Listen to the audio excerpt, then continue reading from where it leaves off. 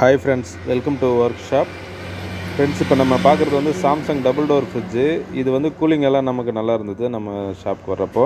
இது ப்ராப்ளம் என்னென்னா, அந்த இடத்துல வந்து நம்ம கைப்பிடி கிட்ட டெய்லி நம்ம யூஸ் பண்ணுறப்போ நம்ம கையில் உள்ள ஈரம் அழுக்கு அந்த மாதிரி பட்டு என்ன ஆகும் அப்படின்னா, அது ஈரத்தினால அந்த இடத்துல வந்து பெயிண்ட் வந்து போயிடும். அதுவும் இல்லாமல் டெய்லி நம்ம யூசேஜ்ன்றதுனால அந்த இடத்துல ஒரு மாதிரி அழுக்க அந்த மாதிரியெல்லாம் ஆகிடும். அதை நம்ம என்ன பண்ணுறோம் அப்படின்னா, அது பார்க்குறதுக்கு ரொம்ப அசிங்கமாக இருக்குது. நம்ம அதை க்ளீன் பண்ணால் கூட போகாது. ஸோ நம்ம அதை வந்து ஒரு சேம் கலர் வந்து நமக்கு மார்க்கெட்டில் வந்து நார்மல் பெயிண்ட் வேணால் கிடைக்கும், எனாமல் பெயிண்ட்டு, ஸ்ப்ரே பெயிண்ட்டு கிடைக்காது. ஒருவேளை நார்மல் பெயிண்ட் அடிக்கணும் அப்படின்னா சேம் கலர் கிடைக்கும். ஆனால் வந்து நமக்கு வந்து சிம்பிளாக போகணும் அப்படின்னா நமக்கு வந்து ஸ்ப்ரே பெயிண்ட்டு தான் சிம்பிளாக இருக்கும். ஸோ நம்ம வந்து அதுக்கு வந்து ஒரு சின்ன டிசைன் மாதிரி நம்ம வந்து ஆப்போசிட் கலரில் நம்ம வந்து பண்ணுறோம். அப்போ என்ன ஆகும் அப்படின்னா, நமக்கு வந்து பார்க்குறதுக்கு வந்து லுக்காகவும் இருக்கும், நல்லாவும் இருக்கும். நமக்கு வந்து சிம்பிளாகவும் முடியும் ஒர்க்கு, அதாவது காஸ்ட்டு செலவு இல்லாமல் முடியும், ஸ்ட்ரெயின் இல்லாமல் முடியும். ஸோ அதுக்கு முன்னாடி வந்து நம்ம அந்த க்ளீன் பண்ணுறதுக்கு முன்னாடி நம்ம அந்த பிடி வந்து நமக்கு வந்து நடுவில் டிஸ்டர்பன்ஸாக இருக்கும். அது மேலே வந்து நம்ம அடிக்கணும்னா சுற்றி டேப் போட்டினா கூட அந்த இடத்துல அதுக்கு கீழே துருப்பிடிச்சது வந்து அப்படியே தான் இருக்கும். ஸோ நம்ம என்ன பண்ணுறோம் அப்படின்னா, அதை வந்து ஃபஸ்ட்டு ரிமூவ் பண்ணுறோம். பிடி ரிமூவ் பண்ணிவிட்டு நம்ம அதுக்கு கீழே உள்ளதை வந்து கொஞ்சம் ஃபஸ்ட்டு வந்து நிறையா துருப்பிடிச்சிருந்தது அப்படின்னா கொஞ்சம் ரஃப் பேப்பர் வச்சு கொஞ்சம் அப்படியே நல்லா சுரண்டி எடுத்துகிட்டு, அதுக்கப்புறம் வந்து நைஸ் பேப்பரில் வந்து ஃபினிஷிங் வர வைக்கணும் ஸ்மூத்தாக. அதாவது அந்த பெயிண்ட் லேயரும் அது கீழே உள்ள ஷீட்டு, அதாவது ரேக்கும் ஈக்குவல் ஆகணும் ஓரளவுக்கு. அப்போ தான் வந்து நம்ம மேலே ஸ்ப்ரே பண்ணோம் அப்படின்னா அதுக்கு ரெண்டுத்துக்கும் நடுவில் உள்ள அந்த கோடு மாதிரி வடு வந்து தெரியாது நமக்கு. இல்லை அப்படின்னா அந்த பெயிண்ட்டு ஸ்டார்ட் ஆன இடமும் அந்த ரேக்குக்கும் வந்து தனியாக வந்து தெரிய ஆரம்பிச்சிடும். அதை வந்து நம்ம ஸ்மூத்தாக ஃபினிஷிங் வர வச்சிடணும். அதுக்கப்புறம் வந்து டோர் மொத்தம் ஒரு வாட்டி நல்லா நீட்டாக வந்து க்ளீன் பண்ணிடணும். ஏன்னா இது நம்ம பெயிண்ட் அடித்ததுக்கப்புறம் நம்ம அதுக்கு மேலே சர்ஃப் போட்டு தேய்ச்சோம் அப்படின்னா இந்த பெயிண்ட்டுக்கு வந்து டிஸ்டர்பன்ஸாக இருக்கும். திருப்பி ஒரு வேளை எங்கேயாவது கொஞ்சம் அப்படி எதுனா கூட நமக்கு வந்து அந்த லுக்கு போயிடும். நீட்டாக வந்து க்ளீன் பண்ணிவிட்டு அதுக்கப்புறம் வந்து நம்ம ஸ்ப்ரே பண்ணுறோம். இதுக்கு வந்து நம்ம ஒரு முக்கோணம் ஷேப்பில் நம்ம வந்து கொஞ்சம் ஒரு சின்ன டிசைன் மாதிரி அப்படியே டேப்பு போட்டுட்டு அதுக்கு நடுவில் வந்து நம்ம ஸ்ப்ரே பண்ணுறோம். இதிலே பண்ணுறதா இருந்தால் ரவுண்டு கூட ஆஃப் ரவுண்டு கூட பண்ணலாம். அது வந்து கரெக்டாக டேப் ஒட்டணும். இல்லை நம்ம ஏதாவது அட்டை ஏதாவது வந்து நம்ம வந்து அதுக்கு கட் பண்ணிவிட்டு அப்படியே வச்சுட்டு டைட்டாக பிடிச்சிட்டு நம்ம ஸ்ப்ரே பண்ணுற மாதிரி இருக்கும்.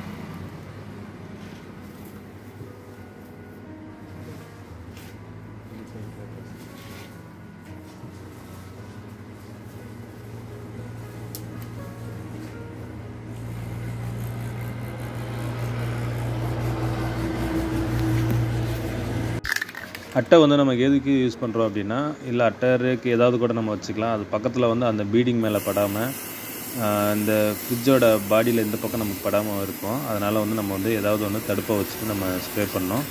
அந்த ஸ்ப்ரே பண்ணுற டிஸ்டன்ஸ் வந்து ஈக்குவலாக மெயின்டைன் பண்ணோம் அப்படின்னா நமக்கு வந்து ஃபினிஷிங் வந்து கரெக்டாக வரும்.